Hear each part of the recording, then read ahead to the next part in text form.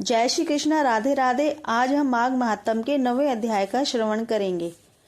इतनी कथा सुनकर विष्णु दूत ने कहा, हे वैश्यवर, अब तुम विष्णु भक्ति का महात्म्य तथा एकादशी महात्म के विषय में ध्यान पूर्वक सुनो। मैं इनके विषय में विस्तार से बता रहा हूँ। जो मनुष्य ओम नमो भगवते वासुदेवाय नमः, ओम नमो नारायण नमः, ओम गोविंदाय नमः, ओम नमः शिवाय तथा हरि ओम तत्सत इत्यादि भक्ति पूर्वक पवित्र मन से जाप करते हुए शिवजी और विष्णु भगवान का ध्यान करते हैं, उन्हें दोनों लोकों में सुख प्राप्त होता है। ऐसे भक्त विष्णु रूप को प्राप्त करते हैं। भगवान उनके समस्त पापों को नाश कर उन्हें सुखी करते हैं।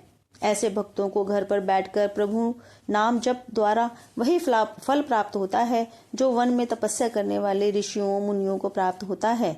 प्रभु नाम जप की महिमा अपार है। हे मित्र, जिस प्रकार अग्नि का वास सभी जगह है और प्रयास करने पर वह प्रकट हो जाती है, इसी प्रकार ईश्वर समस्त चराचर जगत में व्याप्त है, किंतु फिर भी ईश्वर की विशेष रूपों में उपस्थिति विशेष वंदनीय है। इस विषय में शालिग्राम शिला में भगवान का निवास विशेष रूप से पूजित तथा महात्म्यवान है। जो श्रद्धालु भक्त एक बार भी शालिग्राम जी का पूजन कर लेता है, वह अपने समस्त पापों से मुक्त हो जाता है। जिस प्रकार सूर्योदय अंधकार का नाश कर देता है, वैसे ही शालिग्राम जी का पूजन मनुष्य के समस्त पापों का नाश कर देता है। शालिग्राम जी साक्षात विष्णु रूप हैं। इनका पूजन करने से समस्त पापों का नाश होता है। यमपाश से मुक्ति प्राप्त होती है। शूद्र योनियों, कुत्सित योनियों तथा कीट पतंग एवं पशु के रूप में जन्म लेने का भय भी नहीं रहता है। जो मनुष्य शालिग्राम जी के शिला के सम्मुख अपने पितरों का श्राद्ध करते हैं, उनके पितरों को एक कल्प तक सुख भोग प्राप्त होता है। नित्य प्रति शालिग्राम शिला के जल का जलदान करने वाले को सहस्त्र पंचगव्य दान करने के पुण्य फल की प्राप्ति होती है। यमराज भी भगवान के चरणोदक से भयभीत रहा करते हैं। यमराज ने यमदूतों को विष्णु वैष्णवों के घरों से दूर रहने का आदेश दे रखा है। समुद्र में ना गिरने वाली नदियों में स्नान करने से त्रिकाल फल प्राप्त होता है। समुद्र में गिरने वाली नदियों में माघ मास स्नान करने से एक पक्ष के फल की प्राप्ति होती है। समुद्र में माघ मास स्नान करने से एक मास स्नान फल प्राप्त होता है। गोदावरी नदी में माघ स्नान फल से 6 मास का फल प्राप्त होता है।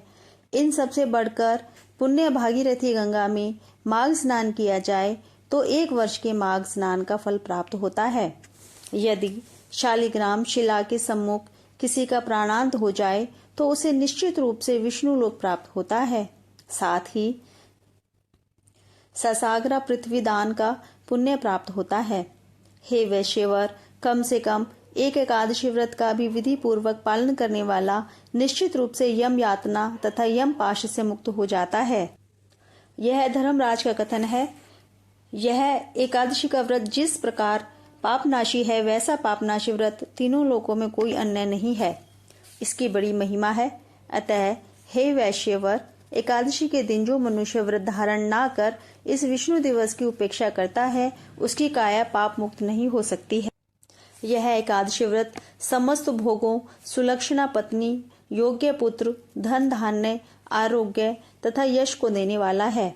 दैहिक दैविक पापों का नाश करने वाला एकादशी व्रत दोनों लोकों में सुख की कामना करने वालों को अवश्य ही करना चाहिए।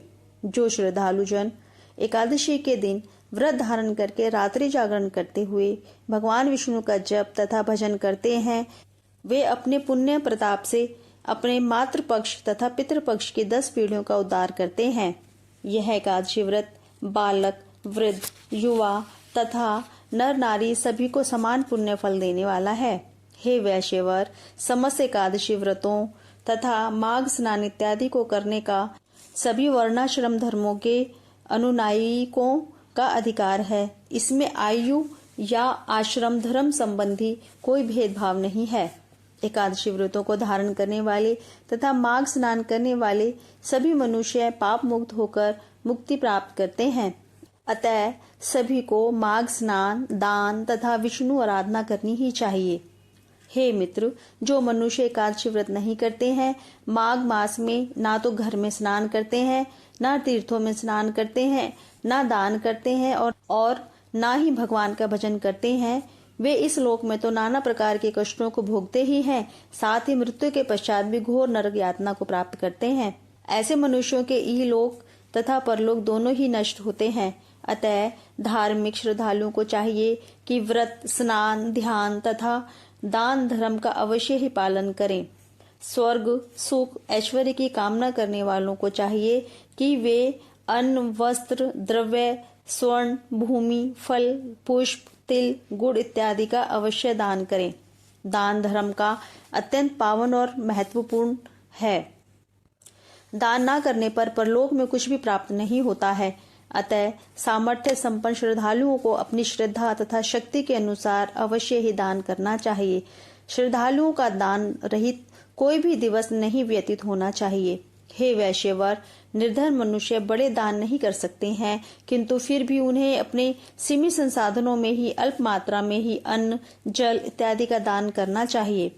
यदि दरिद्रतावश, अभाववश या फिर स्थितिवश दान करने को कोई भी वस्तु उपलब्ध ना हो तो अतिथि का स्वागत मीठे वचनों से करना चाहिए। नीति वचन में कहा गया है,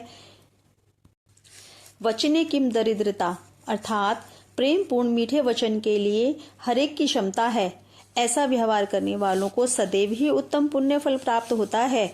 लेकिन जो व्यक्ति श्रद्धा होने पर अर्थात दान की शक्ति और सामर्थ्य होने पर भी कृपणतावश दान नहीं करते हैं, या ऐसे व्यक्ति जो कुपात्रों को दान देते हैं, नाना प्रकार के कष्टों को भोगते हैं तथा संकटों और चिंताओं से ग्रसित होते हैं, सदैव अशांत रहते हैं।